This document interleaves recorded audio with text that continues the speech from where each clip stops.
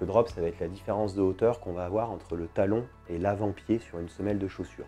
Concrètement, ça va être l'inclinaison du pied dans la chaussure. Plus un drop va être élevé, plus on va avoir un pied qui va se lever, comme si on marchait avec des talons sur une chaussure.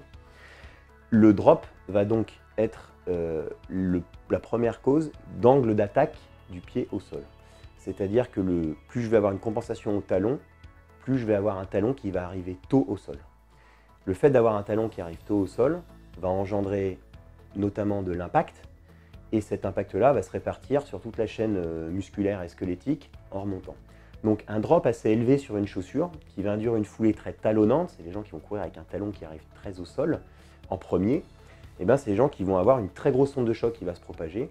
Et sur ces pathologies qu'on va trouver chez ces patients-là, ça va être deux types de pathologies. D'abord des pathologies articulaires, uniquement par l'impact au sol, qui peuvent être des douleurs au niveau de la cheville, du genou beaucoup avec la rotule. La rotule est la courroie de transmission au niveau du genou, c'est elle qui impacte et qui absorbe beaucoup d'impact au sol. Et puis les pathologies de hanche et surtout de dos.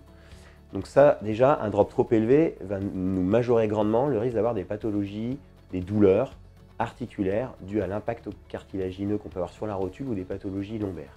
Et la deuxième chaîne qui va être stressée en fait par cet impact prématuré au talon, ça va être toute la chaîne tendinomusculaire avec le tendon d'Achille, le mollet, le quadriceps, les ischio-jambiers, toute la chaîne musculaire de la jambe. Et pourquoi? Parce que ces vibrations, un muscle qui est soumis à des micro-vibrations permanentes, des gros impacts, et ben ça favorise, on sait, les lésions musculaires.